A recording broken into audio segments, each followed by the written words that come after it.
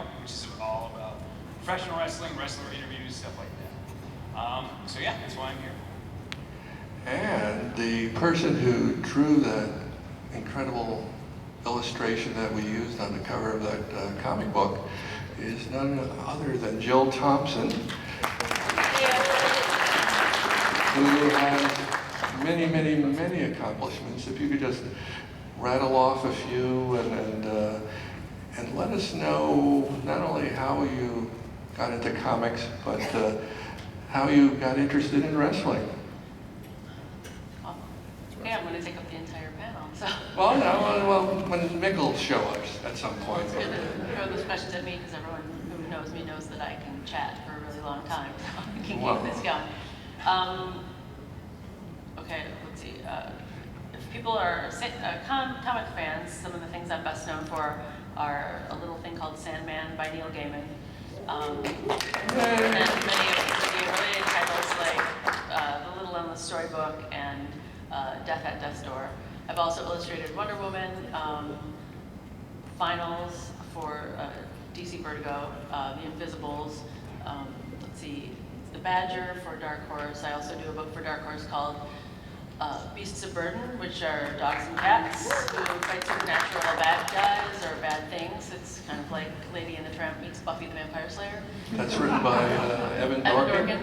And then my own creations are Scary Godmother, which you may have read as comic form. It's or not you very might scary. See on Cartoon Network every Halloween. And she looks a lot like Jill, too. As well as Magic Pixie. And I'm hoping it's from me. I don't know, it's like, how do people get into wrestling? I suppose the same way people get into comics. Somebody in your family or somebody you know happens to have some, so you see it and you kind of get used to it. Or it's that weird thing that somebody likes and then at some point it hits you again. So when I was in my late 20s, Brian Azzarello and I, totally got into wrestling again. It's like he was always into it. We started watching it, and I totally got hooked. And it was right about the time that Mankind debuted in WWE. So you weren't a Cactus Jack fan, or before your time. Unfortunately, at the time I had not seen where Cactus Jack had come from.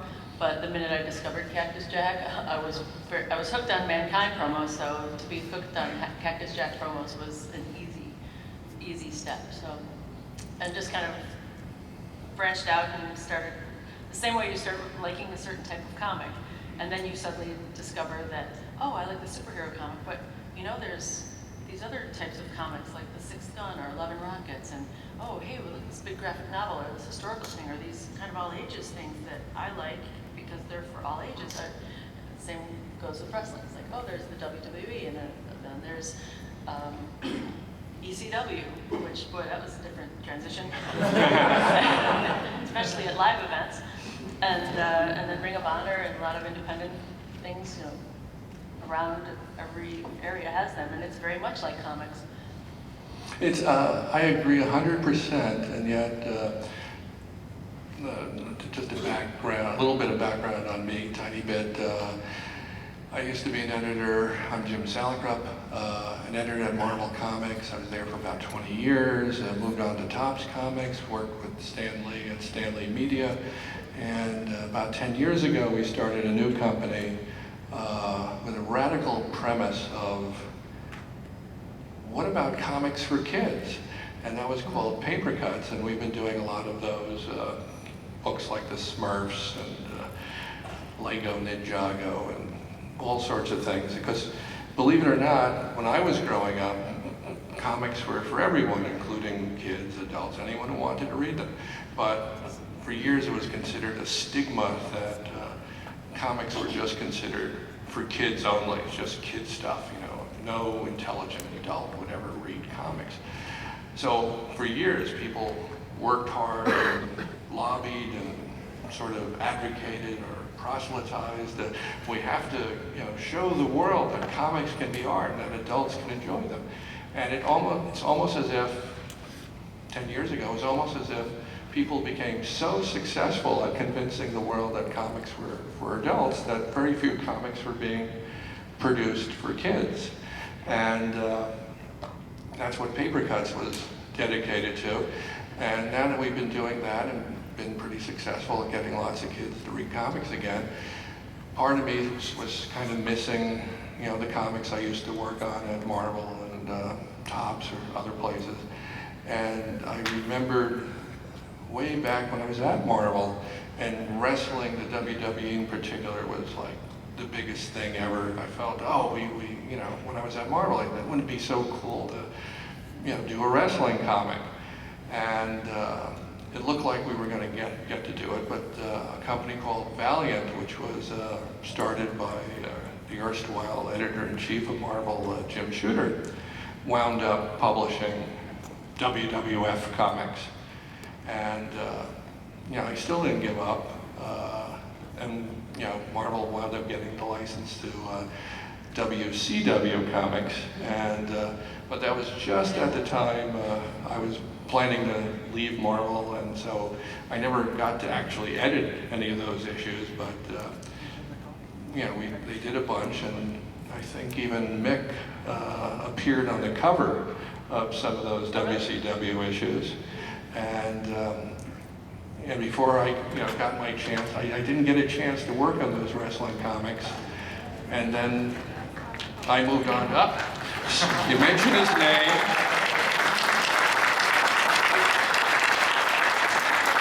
For the few of you who are unfamiliar with the hardcore legend, the three-time WWE World Champion, a big fan of Santa Claus, the New York Times best-selling author of 3 memoirs, 2 novels, several children's books, several with Jill Thompson.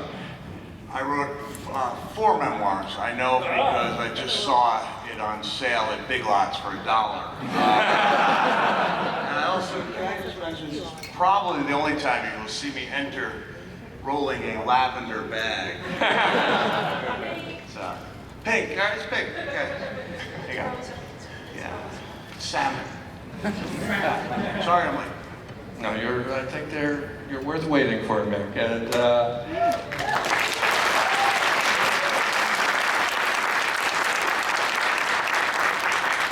I think I've been hogging the mic for a while, so I think Marty was going to sort of you know, try to moderate, and we're just going to talk about whatever we want to talk about anyway. So, but sure. Give it your best shot, Marty. Okay, sounds good. Wait, before you do that, show me the Santa Claus.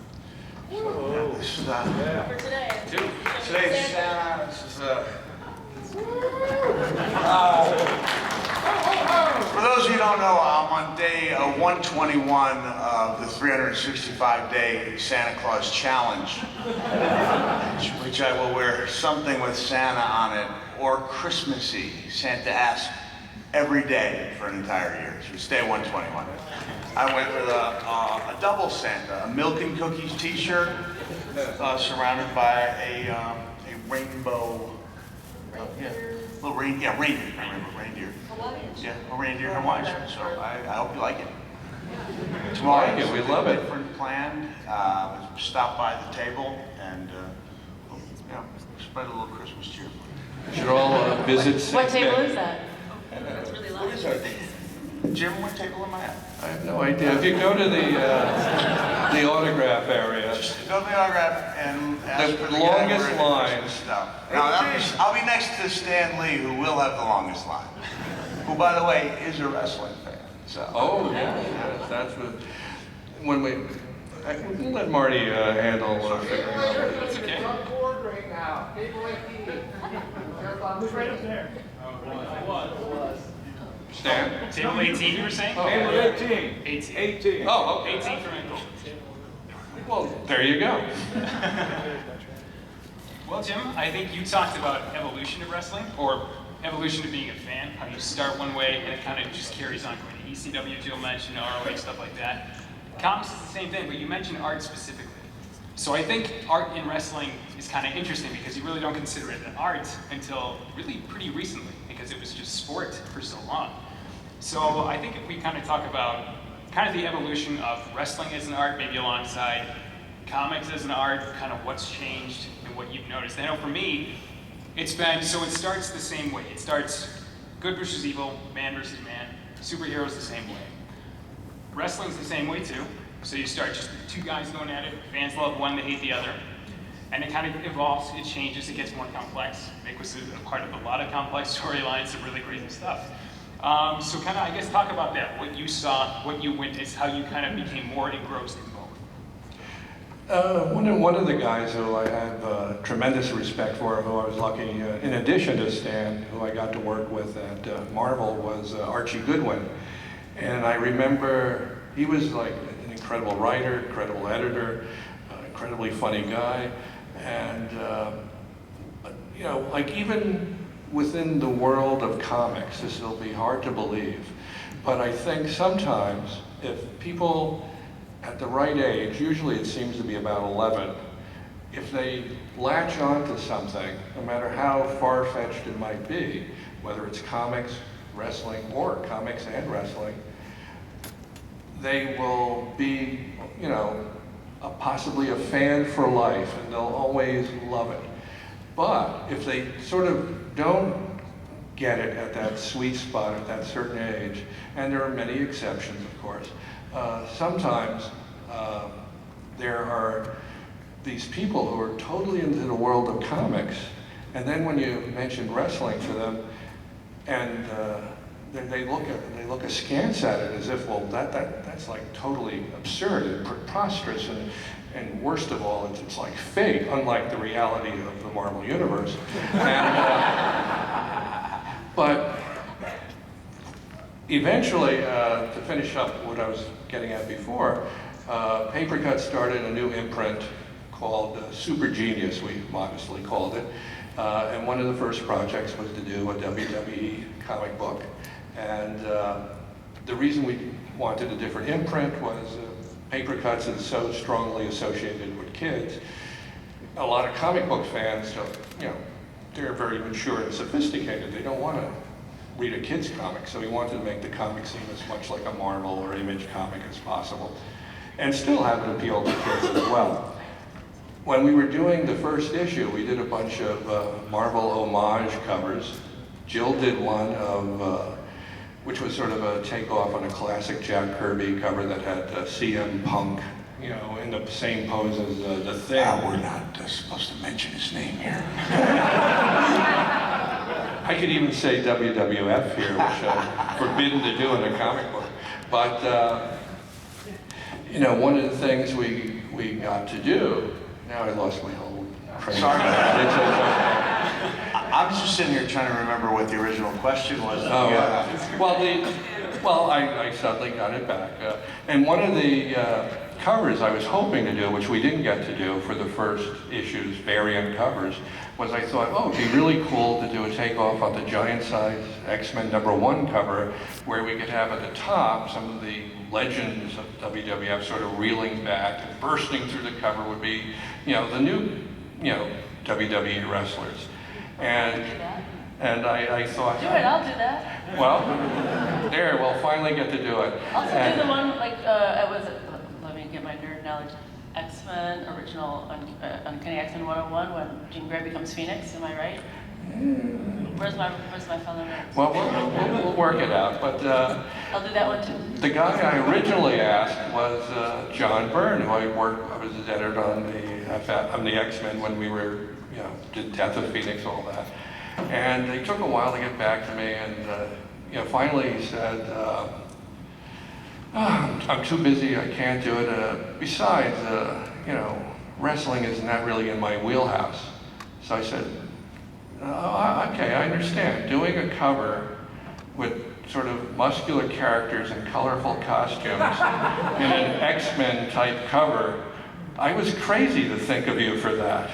And so anyway, but one of my points about, and I'll let us get back to Mick while he's here, is comics and wrestling, one of the things they really do share if you're on the side of trying to create them and keep it all interesting and compelling, is that essentially, and this may be a big secret, I don't know if I'm allowed to talk about this, Mick, but essentially, they all have a lot of the same stuff happening over and over and over again.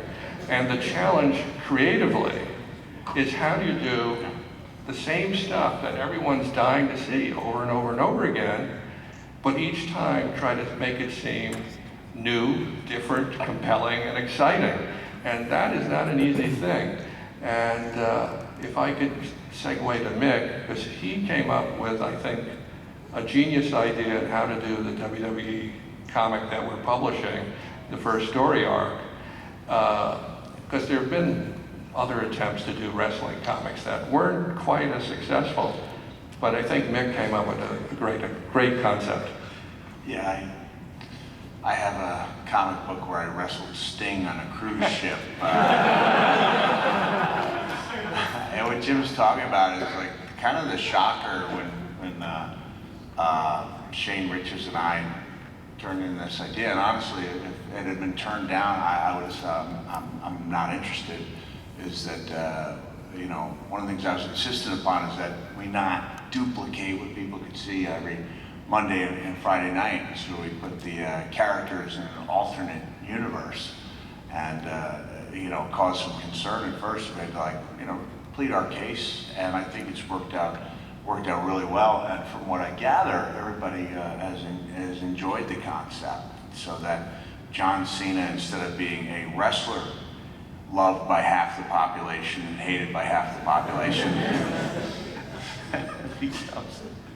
becomes another figure who is loved by half the population and hated by the half. Before I tell you more, I just people know the Jill Thompson wrestling Mick Foley connection. Do people know this? We're not supposed to talk about that whole wrestling thing we did. In 1999, this young lady came to my book signing and told me she was an artist, gave me her number. And about 6 months later, I had an idea for a Christmas book. I had no idea who Jill was. I didn't know how to use the internet. I didn't look her up. I didn't know how to look at her artwork. I just called her out of the blue and said, can you draw Santa Claus? She sent me back like these 5 amazing variations on Santa Claus. And although the WWE ultimately went with Jerry the King Lawler, because that made a lot of sense. You know, that a lot of the King's illustrations were taken from ideas that Jill had. And then I found out she was like a legend. You know, like Jill was very highly thought of in this world. And when it came time for me to write another story, we did Tales from Rescal Lane. And she did such an amazing job. And Mick Foley's Halloween Hijinks. And Halloween Hijinks, yeah, that's right. Halloween Hijinks, and then Tales from Rescal Lane. And so now, like, Jill is so welcomed at the WWE events. She did the Punk t-shirt. And I'll be like sitting there on watching the show on TV going to my kid, Jill Thompson did that t-shirt, Jill Thompson. And who knows, like, if I hadn't made that, you wouldn't come to the book signing. If I hadn't blindly made that call, there might not be a wrestling comic. This panel would not even be taking place. Well, see, we actually were introduced once before that in San Diego Comic-Con, where I was at your panel from your book signing that Brian Polito had me come up from the back, and I got to get a hug, which was awesome. And I was so blushed from that after Mick stopped hugging me, there was a white handprint on my shoulder, and everyone said, "Oh, you're really sunburned." And I was like, "No, that's what's called a full body blush." So, and that was awesome. And then the whole book thing came after that, because I wasn't stalking him. I swear. I just was like, I loved him so much before I got to meet him, and after I met him, I was like, he's in town. I'm going to go out there and get another book and get it signed. So. Thank you. And then after I stopped him, because I sent him stuff to a different book signing, like of my own, so he would be able to call me back. And just recently, you think there's only been 2 Thompson Foley books. There's actually a 3rd Thompson Foley collaboration because Jill illustrated a book that my son Hugh wrote for Santa Claus when he was 9 years old. And she did the illustrations for, like, as a favor to me. And it's just, you know, it's just a wonderful book. You know, it doesn't matter to me that my son will say, Dad, like, he doesn't see it as a big deal. And I said, listen, buddy, I said, I had a book that was a towering New York Times #1 bestseller. And I said, honestly, when I was handed that first copy of Crazy Christmas, you know, that we self-published, a limited run of 300, I felt every bit as proud of that, holding that book as I did when I got the, you know, the first copy of Mankind. So I really appreciate Jill for making that, you know, like a really, you know, wonderful moment. Because he's an awesome dad that would do that for his son. Pretty good. Yeah, just to prove of a lot of you comic book fans, is there a combination, or is this like everyone is a is it a combined wrestling comic book thing, or some people are comic book fans? All right, I'm going to prove my comic book credentials here. I know all the words to the original Captain America song. Are we going to get to hear that? Yes, you are. When Captain America throws his mighty shield, all those who chose to oppose his shield must yield. When he's led to a fight and a duel is due, then the red and the white and the blue will come through when Captain America throws his mighty shield. Thank you.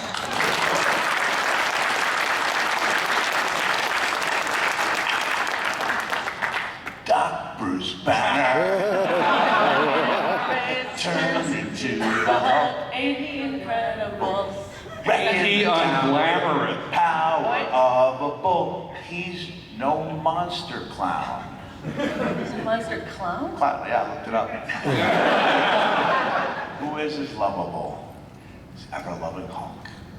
Who is this lovable? It's pretty much like a living nuclear bomb, angry thing that comes crushing through with the collateral With all due damage. respects to the strength of bulls, he's the Hulk. Yeah, I think the lyric might have been, ain't he unlovable? unlovable? Oh, wow. Well, you know, But I'm not sure. I'm like a mom when it comes to most song lyrics. Someone Never here having will about Google my it yard. and let us Listen, know. I know that this isn't the platform where you want me to come and praise the work I did with a different wrestling company, but one thing I will always treasure as a huge fan of not only the Hulk comic book, I had like a 10-year uninterrupted streak where I had every Hulk for 10 years. And once I found out how much issue 181 with the origin of the Wolverine was worth, I like tore into my books and I was like, it looks like it's in mint condition. I started going through, and then realized I'd cut out the Marvel trading stamp.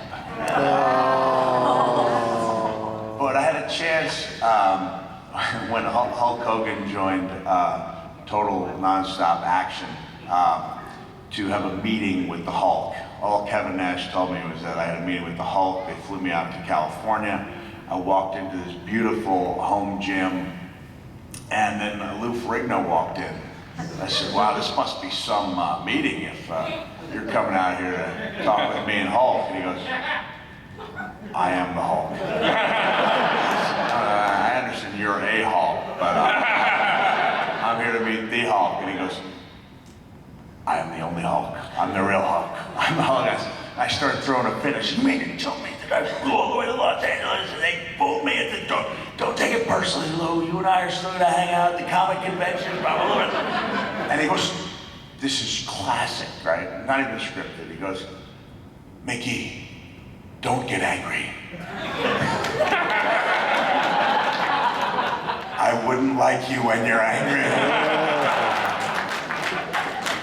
But actually, going back to what Jim said when I was, and I will sum up that answer, bottom line, it seemed to make a lot of sense. And I went back, you know, in preparation for writing, and I looked through all my old comics and I realized, wow, it is so much like wrestling. Like within a 2-issue arc, you've got the introduction of the origin of character, you've got to get heat on the character, you have to have conflict and then resolution within 2 issues. And so it's great at character development. With different degrees of success, sometimes you hit upon something just like wrestling that's magical. Who would have thought the Wolverine as a heel in 181 would go on to have this amazing life of his own, or that Hugh Jackman would be the greatest guest star on Raw of all time. One of the things I want to, she's not here, but the artist on the WWE Superstars comic we're doing is a very talented woman named Elisa E. Martinez. And I don't think Mick and Shane knew how much they were torturing this poor woman, because occasionally comics will do movie adaptations, like Star Wars, one of the best examples. And there are maybe 4 or 5 major stars where you need likenesses.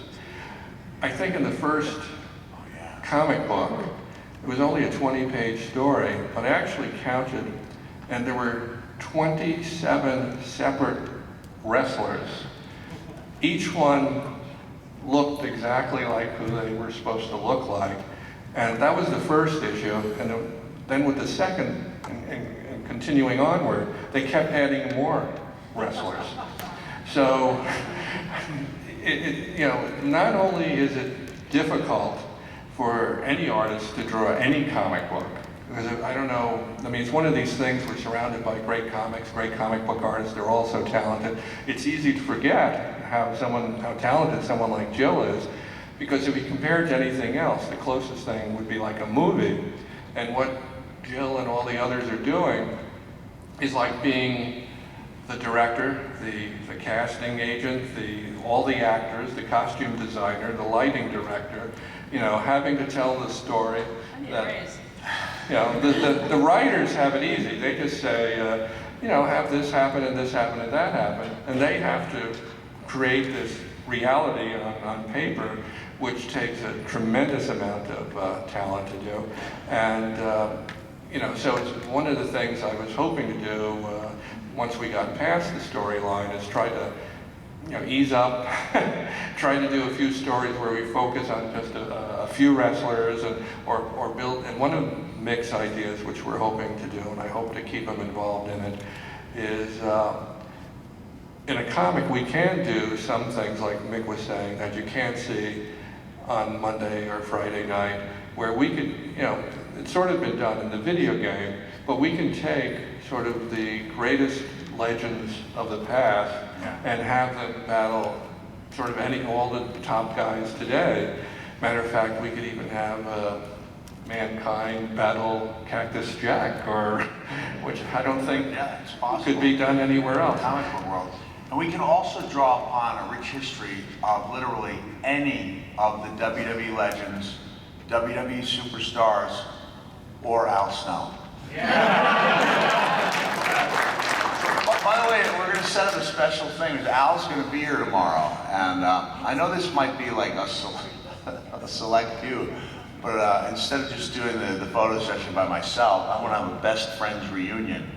So if you guys really into that best friends tag team, we're going to have that rare chance to have Al and I together. So just thought I'd throw it out there for you.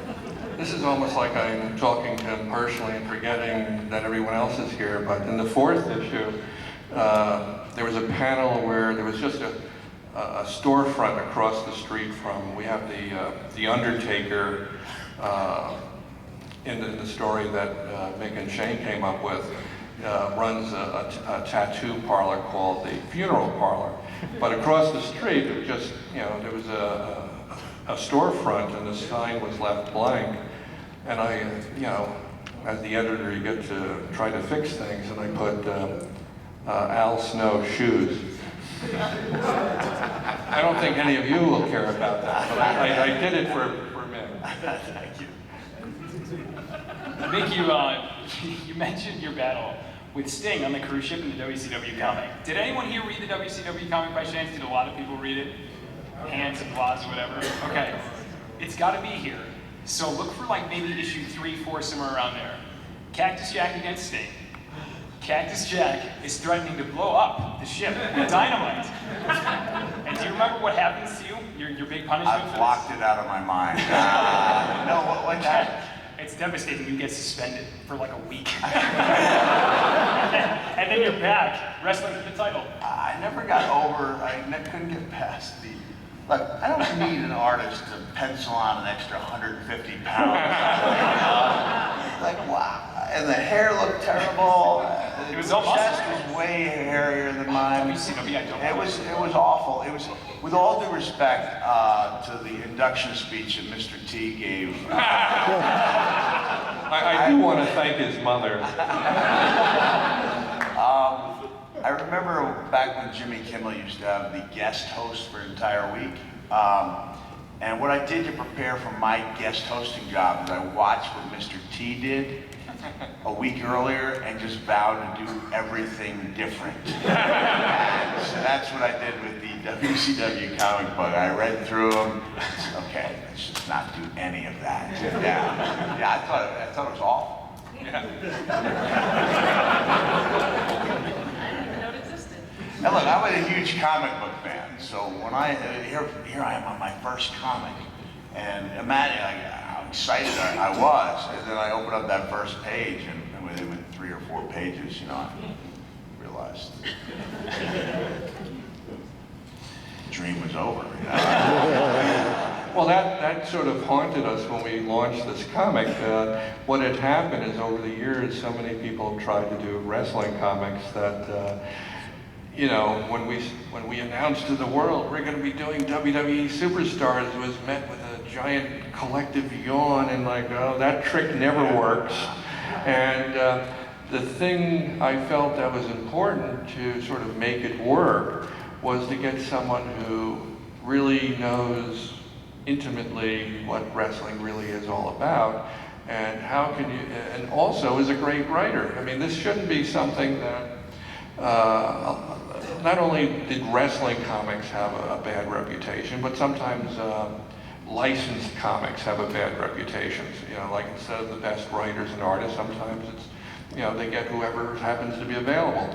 And I feel, you know, that's, you know, a self-fulfilling prophecy to have a bad comic come out. You have to get people who can be as passionate about whatever the property is as the people who are creating their own characters or writing, you know, heroes that they love tremendously.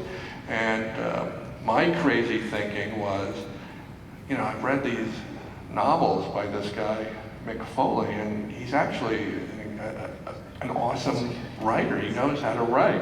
I don't know why. I mean, as much as I thought I understood how wrestling worked and all that, I think, you know, there are certain stereotypes that are so pervasive that, of course he's a great writer. You know, what's he been doing all those years, you know, performing? I mean, you know, you tell us. I mean, how, I mean, I'm, you know, assuming a lot of stuff. Like always, I based a lot of my information on no facts whatsoever.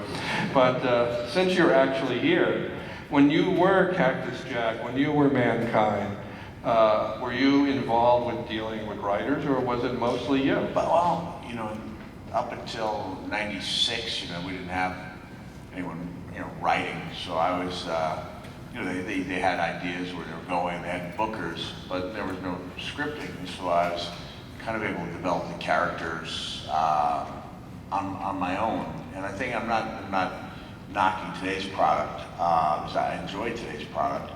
But I think one of the things that we had was the ability to, the necessity to think for ourselves at all times. So you were kind of locked in, you know, 24/7.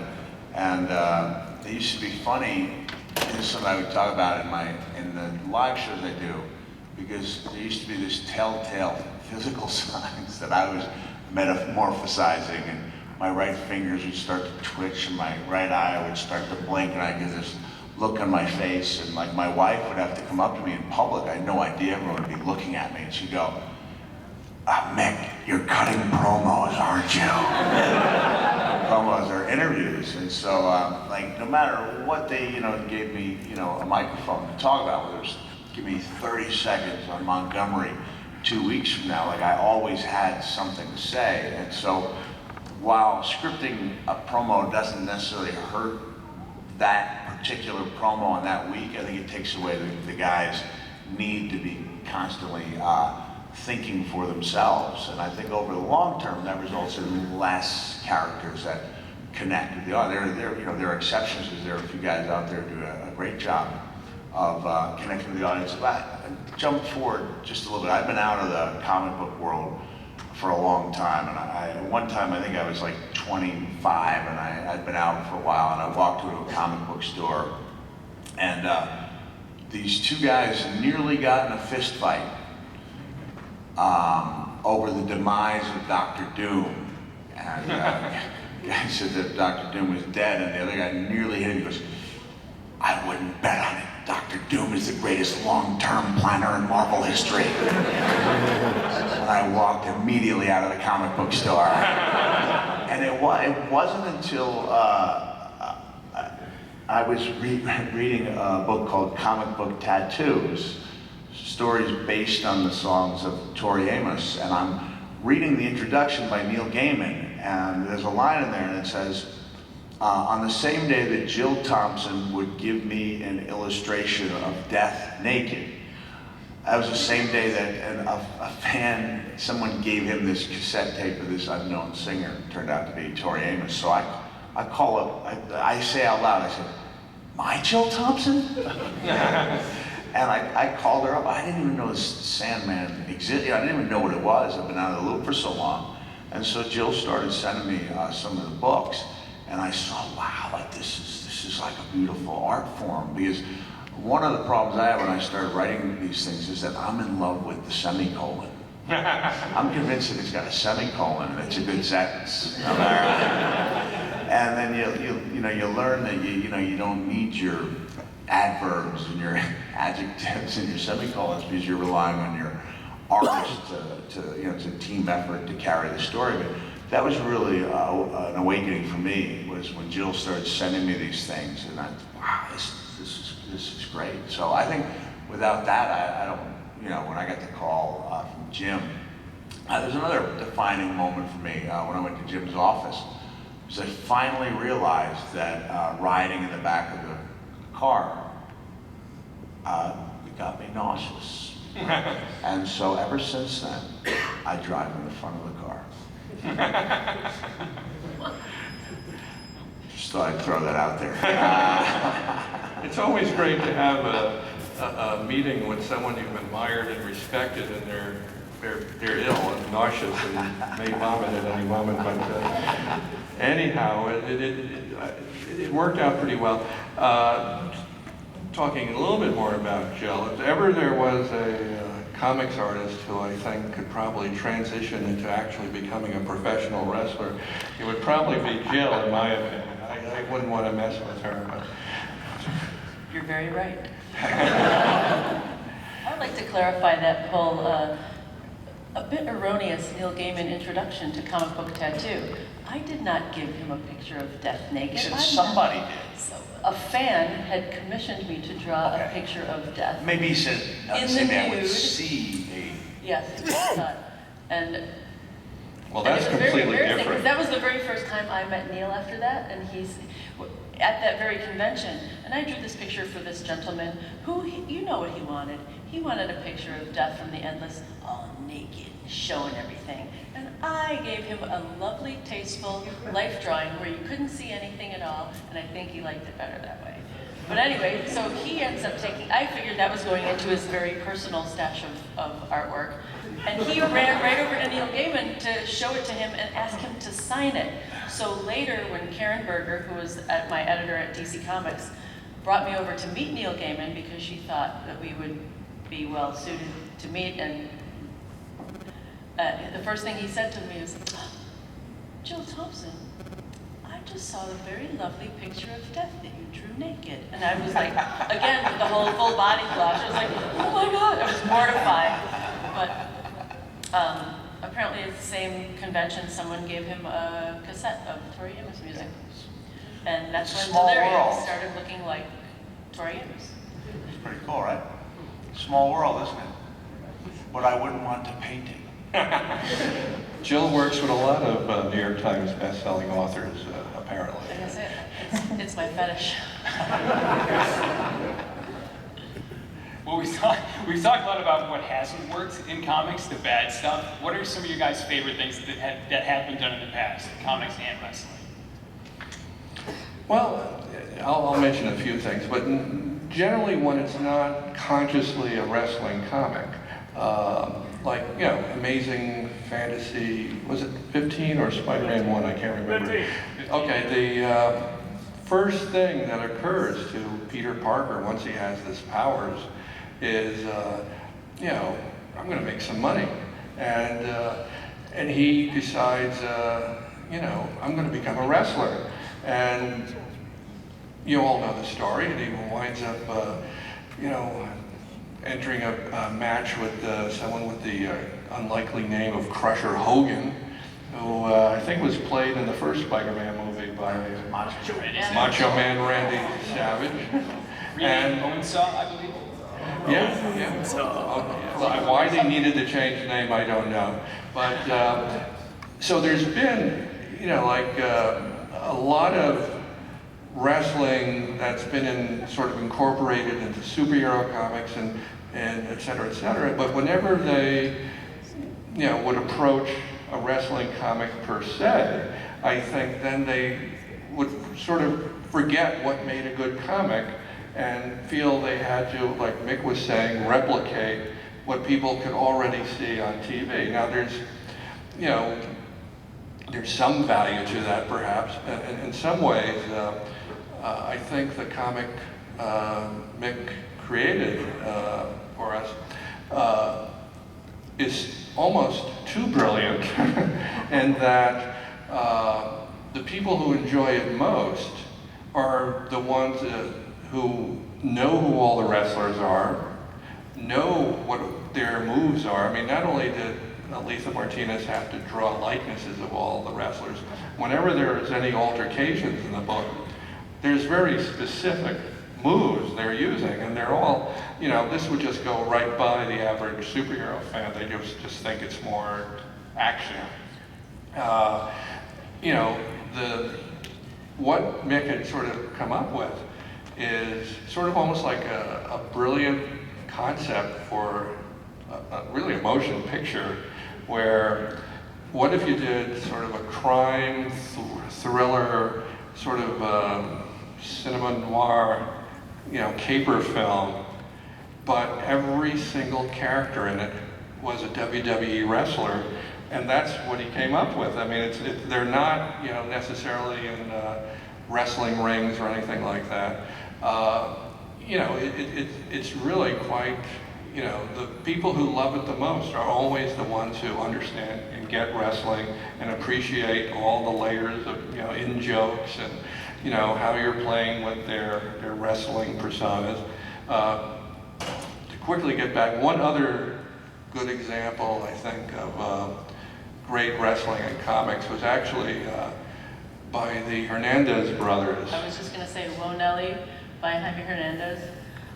So take out your pencils and write this down, seeing how we don't have any, I have no Wi-Fi service, so I can't use my hive mind to find this. The other one is a spectacular Spider-Man story written by Brian Azzarello and illustrated by Giuseppe Camuncoli, which tells the story of Crusher Hogan from his point of view and why he was in that ring that night.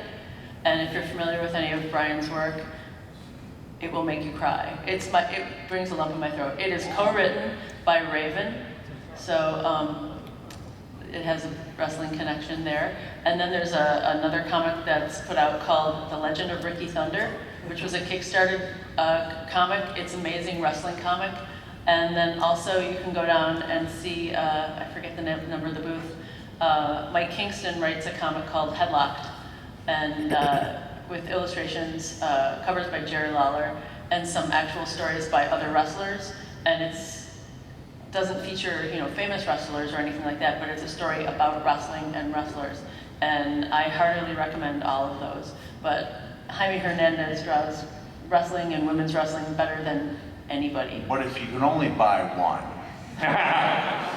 Present you're company talking. accepted. I'm talking Buy about 'em all. in general. We're trying to mix it up, talking about all At the Crusher wrestling Home. characters. Well, there's even a That sounds tradition. amazing. It really, Yeah, it really I'll does. get you one of those. Yeah, thank you. I want that too, but I think there's also this tradition of Mexican wrestling that extends to, there's been a lot of movies, you probably know the name better than I do, where a lot of them, I guess, were in the 70s or Oh, the 80s. Santo movies? Yeah, and well, they'll be watching a movie that seems like an episode of Kojak or something, except what if Kojak was in a business suit, which he was, but wearing a wrestling mask? And yeah, no one ever questions it and all that. And I think one of the stories we're hoping to do in our comics is sort of a tribute to that, with featuring Rey Mysterio. And that'd be great. yeah, because it's just I just love the complete, Remember, like- we also fought like vampires and werewolves and guys from outer space. And Well, we it don't was- want to get crazy We in don't want this to get comic. crazy. Well, I'm just, just in case you wanted to make a comic only for me. Well, I don't know, it's possible, but I better let it go back to Marty. No, that's okay, but you mentioned Legend of Ricky Thunder. Yep. Oh man, nothing better perfectly captures that moment where you guys realize that wrestling is predetermined, and that moment What? of heartbreak. Sorry, I apologize. With that first part of heartbreak, and then that kind of, you try to figure it out. Are you still going to be a fan? Can you still like it? Can you appreciate it as an art? Which kind of goes back to the very first question I asked that we kind of kicked off the panel with, how it evolved. So I think if you guys haven't checked it out, like Jill said, Legend of Ricky Thunder is amazing. But yeah, so what has worked? Do you guys remember Battlemania?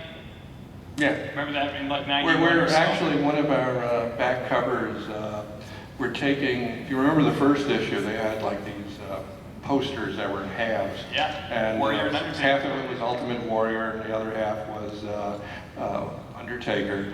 And on each issue of the WWE Superstars 1 through 4, we've done, like, if you turn the comic upside down, there's a variant cover on the back.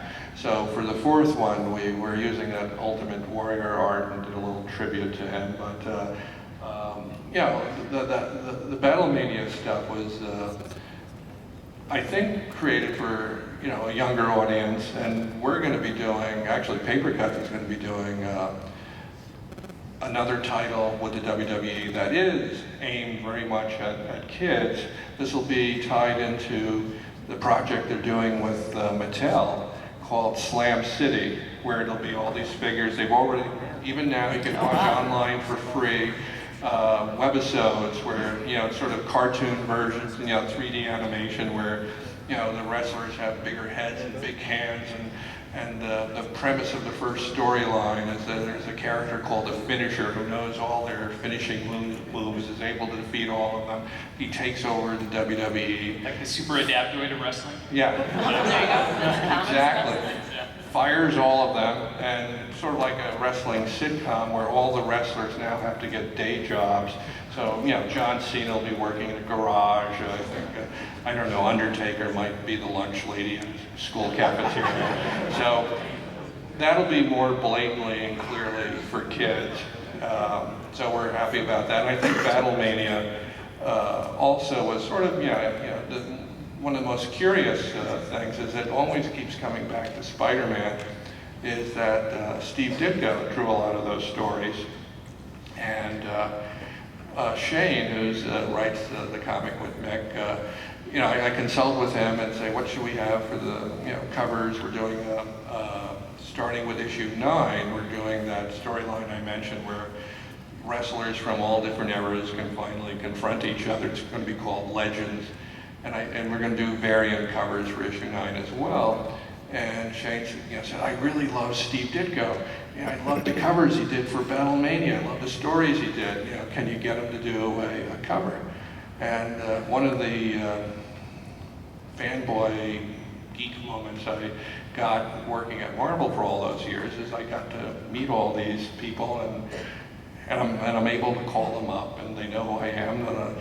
So I said, well, I'll give it a shot. And I called Steve, and he always answers his phone. And I said, remember, those covers you did? Yeah. He's like, yeah, I remember those. You think can you do another one? We're doing a wrestling comic at my company now. And he said, there's a lot of work to get into it. I don't know. I'd rather not. I'm happy doing what I'm doing now. I said, what are you doing now? What's he doing now? And he just, I don't know. He said, I'm just happy. And I said, well, there is a comic that Robin Snyder's publishing that features his material, but I think he did it a few years back. It's sort of embracing both his philosophy, but he does have a lot of little stories with new characters he's created. But I didn't want to press him, but at least I felt whatever Mick or Shane asked for, I try my best to get it. So Steve wasn't up for it, but we do have the rights to reprint all that material. So we might selectively run some of the Ditko stories or some of the better stuff, or we might even do a collection called the worst of WWE comic books. Who knows? Can I just share just a great moment for me?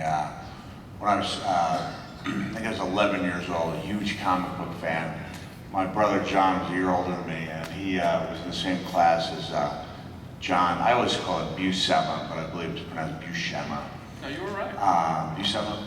And it's John's now a great artist, and his dad and his uncle, John and Sal, were great artists. And for my brother to allow me to go to a visit to a friend's house, almost unthinkable. He only did it because he knew I was a huge comic book fan. And while John Jr. and my brother were hanging out and swimming, I got to go in John Sr.'s studio and watch him draw Thor.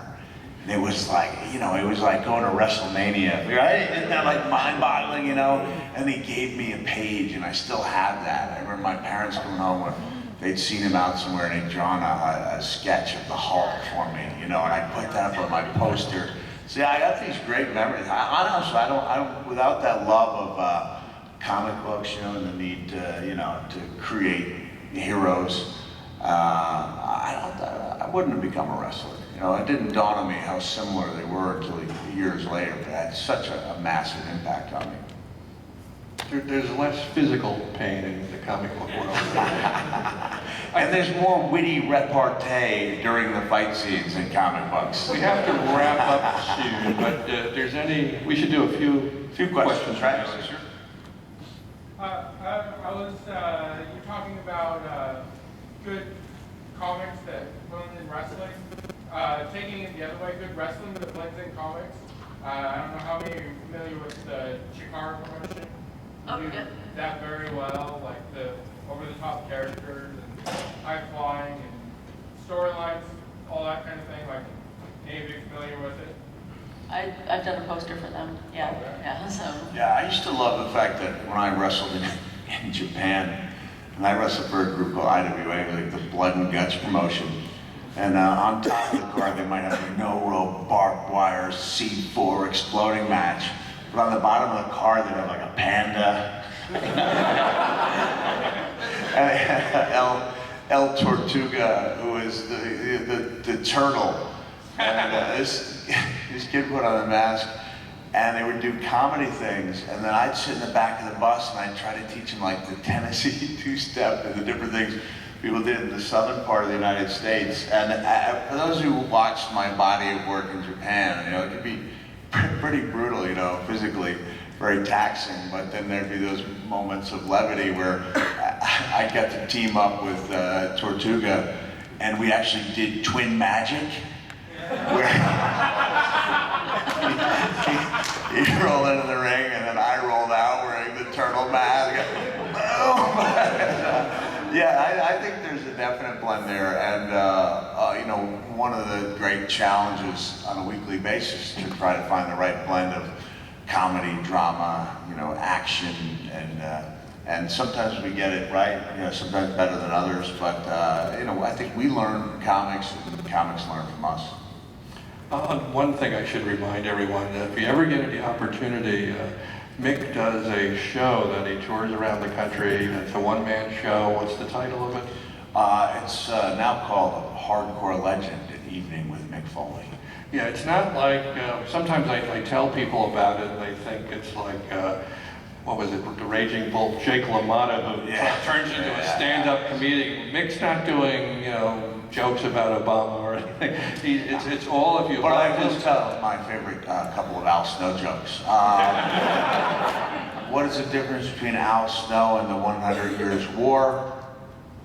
At a certain point, the 100 Years' War was over. Speaking of over, I think unfortunately we've run out of time, and maybe one more question. Yeah, you had your hand up. Go for it. So we've seen a lot of comic book fans and a lot of regular wrestlers now, but I don't know if that was the case in the years past. So when did you first come out as a nerd to fellow wrestlers? And how was that received? I think anyone who spent more than a few days on the road with me knew that there was an inner nerd waiting to come out. And honestly, I've talked about this before. I think we've written about it. During the Attitude Era, I think the most important thing I did was realize that our audience was nowhere near as cool as we were catering to.